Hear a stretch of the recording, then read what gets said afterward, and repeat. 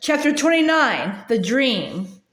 It comes down to this, said Hermione, rubbing her forehead. Either Mr. Crouch attacked Victor, or somebody else attacked both of them when Victor wasn't looking. It must have been Crouch, said Ron at once. That's why he was gone when Harry and Dumbledore got there. He done a runner. I don't think so, said Harry, shaking his head. He seemed really weak. I don't reckon he was up to disapparating or anything. You can't disapparate on the Hogwarts grounds. Haven't I told you enough times? Said Hermione. Okay, how's this for a theory? Said Ron excitedly. Crumb attacked Crouch. No, wait for it. And then stunned himself. And Mr. Crouch evaporated, did he? Said Hermione coldly. Oh, yeah. It was daybreak. Harry, Ron, and Hermione had crept out of their dormitories very early and hurried up to the Owlery together to send a note to Sirius. Now they were standing looking out at the misty grounds. All three of them were puffy-eyed and pale because they had been talking late into the night about Mr. Crouch.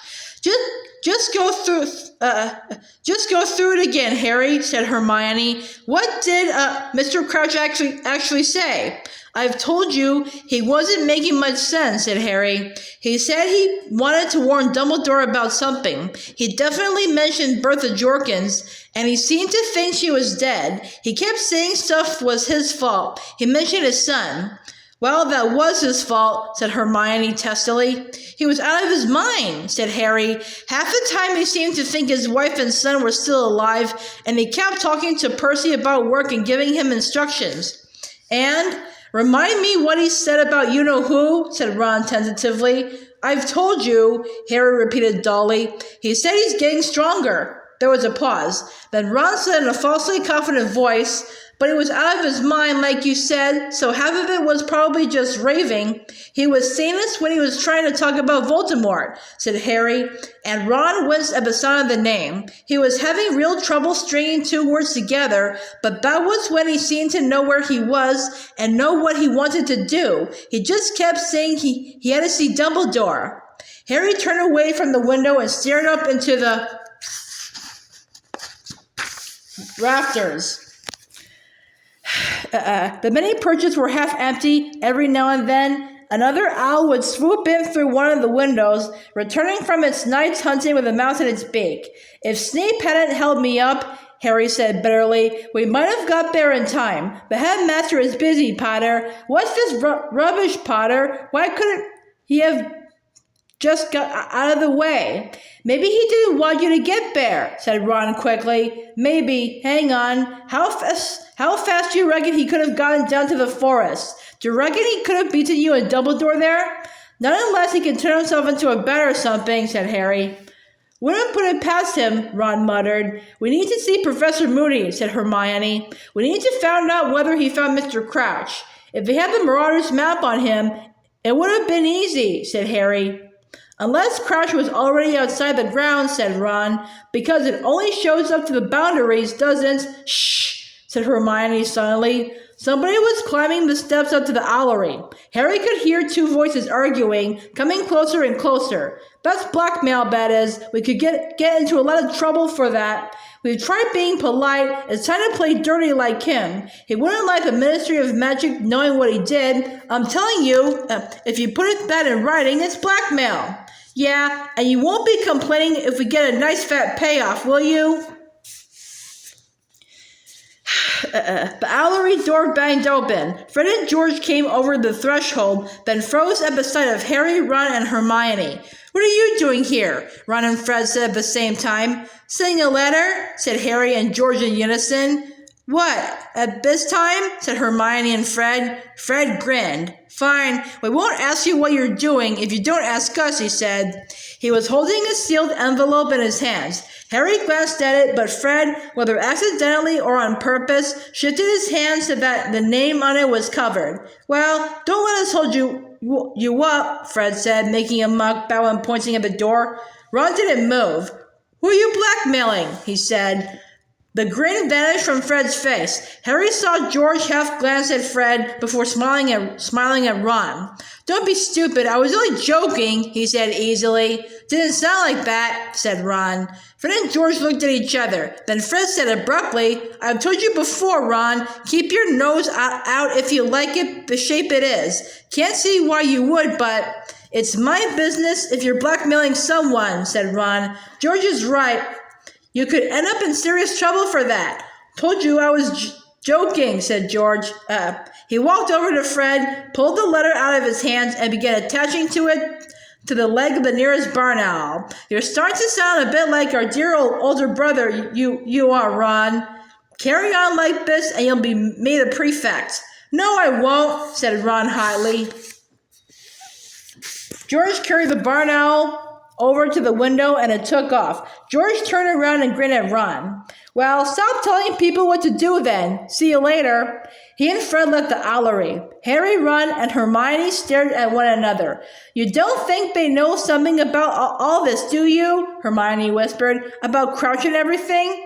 No, said Harry. If it was something that serious, they'd tell someone. They'd tell Dumbledore. Ron, however, was looking uncomfortable. What's the matter? Hermione asked him. Well, said Ron slowly, I don't know if they would. They're obsessed with making money lately. I noticed it when I was hanging around with them when, we weren't talking. Harry finished the sentence for him. Yeah, but blackmail. It's this joke shop idea they've got, said Ron. I thought they were only saying it to annoy Mum, but they really mean it. They want to start one. They've only got a year left at Hogwarts. They keep going on about how it's time to think about their future, and Dad can't help them, and they need gold to get started. Hermione was looking uncomfortable now. Yes, but they wouldn't do anything against the law to get gold, wouldn't they? Said Ron, looking skeptical. I don't know. They don't exactly mind breaking rules, do they? Yes, but this is the law, said Hermione, looking scared. This isn't some silly school rule. They'll get a lot more than detention for blackmail. Ron, maybe you better tell Percy. Are you mad? Said Ron. Tell Percy? He'd probably do a crouch and turn them in. He stared at the window through which Fred and George's owl had departed, then said, Come on, let's get some breakfast. Do you think it's too early to go to see Professor Moody? Hermione said as they went down the spiral staircase. Yes, said Harry. He'd probably blast us through the door if we wake him at the crack of dawn. He'll think we're trying to attack him while he's asleep. Let's give it till break. History of Magic had rarely gone so slowly. Harry kept checking Ron's watch, having finally discarded his own, but Ron's was moving so slowly he could have sworn it had stopped working too. All three of them were so tired they could happily have put their heads down on the desk and slept. Even Hermione wasn't taking her usual notes, but was sitting with her head on her hand, gazing at Professor Binns with her eyes out of focus. When the bell finally rang, they hurried out into the corridors toward the dark arts classroom and found Professor Moody leaving it. He looked as tired as they left. The eyelid of his normal eye was drooping, giving his face an even more lopsided appearance than usual. Professor Moody? Harry called as they made their way toward him through the crowd. Hello, Potter, growled Moody. His magical eye followed the couple of passing first years, who sped up, looking nervous. It rolled into the back of Moody's head and watched him around the corner before he spoke again. Come in here. He stood back to let them into his empty classroom, limped in after them, and closed the door. Did you find him? Harry asked without a preamble. Mr. Crouch? No, said Moody. He moved over to his desk, sat down, stretched out his wooden leg with a slight groan, and pulled out his hip flask. Did you use the map? Harry said. Of course, said Moody, taking a swig from his flask. Took a leaf out of your book, Potter. Summoned it from my office into the forest. He wasn't anywhere on there. So he did disapparate, said Ron. You can't disapparate on the grounds, Ron, said Hermione. There are other ways he could have disappeared, aren't there, Professor? Moody's magical eye quivered as it rested on Hermione. You're another one who might think about a career as an Auror, he told her. Mine works the right way, Granger. Hermione flushed pink with pleasure. Well, he wasn't invisible, said Harry. The map shows invisible people. He must have left the grounds then. But under his own steam, said Hermione eagerly, or because someone made him. Yeah, someone could have. could have pulled him onto a broom and flown off with him, couldn't they? Said Ron quickly, looking hopefully at Moody, as if he too wanted to be told he had the makings of an R. We can't rule out kidnap, growled Moody. So, said Ron, do you reckon he's somewhere in Hogsmeade? Could be anywhere, said Moody, shaking his head. Only thing we know for sure is that he's not here. He yawned widely so that his scar stretched and his lopsided mouth revealed a number of missing teeth. Then he said, Now, Dumbledore's told me you three fancy yourselves as investigators, but there's nothing you can do for Crouch. But Ministry will be looking for him now. Dumbledore's notified them. Potter, you just keep your mind on the third task. What? Said Harry. Oh, yeah. He hadn't given the maze a single thought since he left it with Crumb the previous night. Should be right up your street, this one, said Moody, looking up at Harry as scratching his scarred and stubby chin. From what Dumbledore said, you've managed to get through stuff like this plenty of times. Broke your way through a series of obstacles guarding the Sorcerer's Stone in your first year, didn't you? We helped, Ron said quickly. Me and Hermione helped. Moody grinned. Well, help him practice for this one, and I'll be very surprised if he doesn't win, said Moody. In the meantime, constant vigilance, Potter, constant vigilance. He took another long draw from his hip flask, and his magical eyes swiveled onto the window. The topmost sail of the Durmstrang ship was visible through it. You two, counseled Moody, his normal eye on Ron and Hermione. You stick close to Potter, all right? I'm keeping an eye on things, but all the same, you can never have too many eyes out.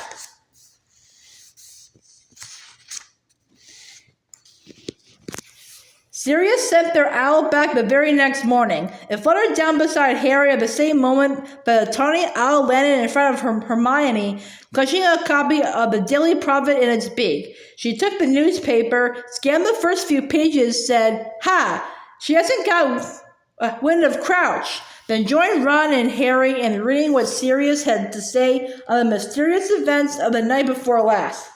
Harry, what do you think you are playing at, walking off into the forest with Victor Crumb? I want you to swear, by Return Owl, that you are not going to go walking with anyone else at night. There's somebody highly dangerous at Hogwarts. It is clear to me that they wanted to stop Crouch from seeing Dumbledore, and you were probably freed away from them in the dark. You could have been killed. Your name didn't get into the Goblet of Fire by accident. If someone's trying to attack you, they're on their last chance. Stay close to Ron and Hermione. Do not leave Gryffindor Tower after hours, and arm yourself for the third task. Practice stunning and disarming. A few hexes wouldn't go amiss either. There's nothing you can do about Crouch. Keep your head down and look after yourself. I'm waiting for your letter giving me a word you won't stray out of bounds again. Sirius. Who is he to lecture me about being out of bounds? Said Harry in mild indignation as he folded up Sirius's letter and put it inside his robes. After all the stuff he did at school. He's worried about you, said Hermione sharply, just like Moody and Hagrid, so listen to them. No one's tried to attack me all year, said Harry. No one's done anything to me at all. Except put your name in the Goblet of Fire, said Hermione. And they must have done that for a reason, Harry. Snuffles is right. Maybe they've been biding their time. Maybe this is a test they're going to get you. Look, said Harry impatiently. Let's say Sirius is right, and someone stunned Crumb to kidnap Crouch. Well, they would have been in the trees near us, wouldn't they? But they waited till I was out of the way until they acted, didn't they? So it doesn't look like I'm their target, does it? They couldn't have made it look like an accident if they murdered you in the forest, said Hermione. But if you died during a task, they didn't care about attacking Crumb, did they? Said Harry. Why didn't they just polish me off at the same time? They could have made it look like Crumb and I had a duel or something. Harry, I don't understand it either, said Hermione desperately. I just know there are a lot of odd things going on, and I don't like it. Moody's right. Sirius is right. You gotta get in training for the third task straight away, and you make sure you write back to Sirius and promise him you're not going to go sneaking off alone again. The Hogwarts grounds never looked more inviting than when Harry had to stay indoors. For the next few days, he spent all of his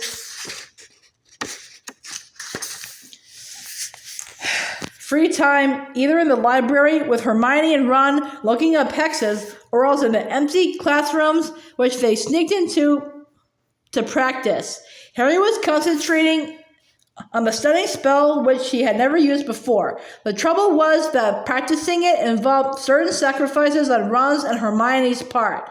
"Can't we kidnap Mrs. Norris?" Ron suggested on Monday lunchtime as he lay flat on his back in the middle of their charms classroom. Having just been stunned and reawoken by Harry for the 5th time in a row, "let's stun her for a bit. Or you could use Dobby, Harry. I bet he'd do anything to help you. I'm not complaining or anything." He got gingerly to his feet, rubbing his backside, "but I'm making all over." "Well, you keep missing the cushions, don't you?" said Hermione impatiently, rearranging the pile of cushions they had used for the banishing spell, which Flitwick had left in the cabinet. "Just try and fall backward." "Once you're stunned, you can't aim too well, Hermione," said Ron angrily. "Why don't you take a turn?" "Well, I think Harry's got it now anyway," said Hermione hastily, "and we don't have to worry about disarming, because he's been able to do that for ages. I think we ought to start on some of these hexes this evening." She looked down the list they had made in the library. "I like the look of this one," she said. "This impediment curse. Should slow down anything that's trying to attack you, Harry. We'll start with that one." The bell rang. They hastily shoved the cushions back into Flitwick's cupboard and slipped out of the classroom. "See you at dinner," said Hermione, and she set off for arithmancy, while Harry and Ron headed toward North Tower and divination. Broad strips of dazzling gold sunlight fell across the corridor from the high windows. The sky outside was so brightly blue it looked as though it had been enameled.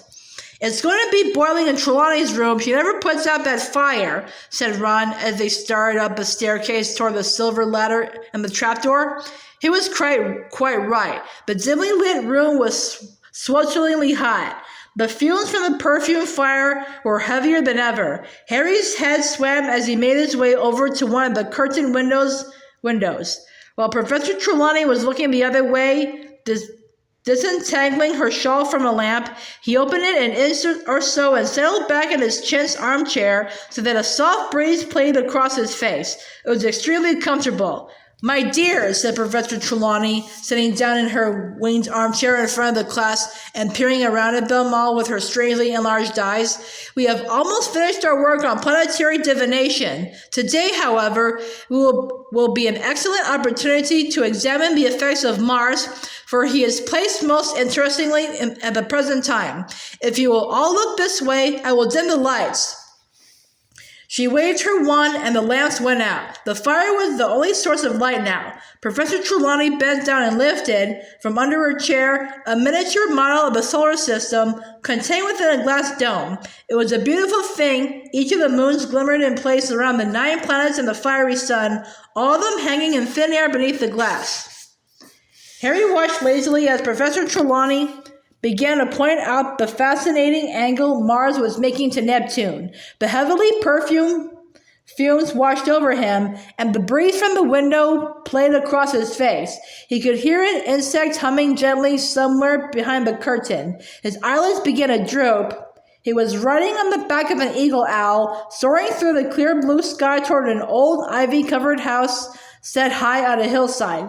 Lower and lower they flew, the wind blowing pleasantly in Harry's face, until they reached a dark and broken window in the upper story of the house and entered. Now they were flying along a gloomy passageway to a room at the very end. Through the door they went into a dark room whose windows were boarded up. Harry had left the owl's back. He was watching now as it fluttered across the room into a chair with its back to him. There were 2 dark shades on the floor beside the chair. Both of them were stirring.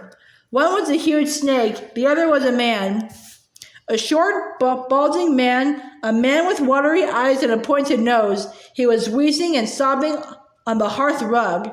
You're in luck, Wormtail," said a cold, high-pitched voice from the depths of the chair in which the owl had landed. "You're very fortunate indeed. Your blunder has not ruined everything. He is dead." "My lord," gasped the man on the floor. "My lord, I am so pleased and so sorry." Nagini, said the cold voice, you are out of luck. I will not be feeding Wormtail to you, after all. But never mind, there is still Harry Potter. The snake hissed. Harry could see its tongue fluttering. Now, Wormtail, said the cold voice, perhaps one more little reminder why I will not tolerate another blunder from you. My lord, no, I beg you. The tip of a wand emerged from around the back of the chair. It was pointing at Wormtail. Crucio, said the cold voice.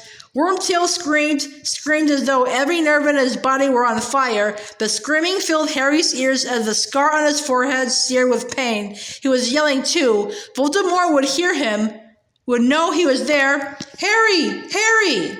Harry opened his eyes. He was lying on the floor of Professor Trelawney's room with his hands over his face. His scar was still burning so badly that his eyes were watering. The pain had been real. The whole class was standing around him, and Ron was kneeling next to him, looking terrified.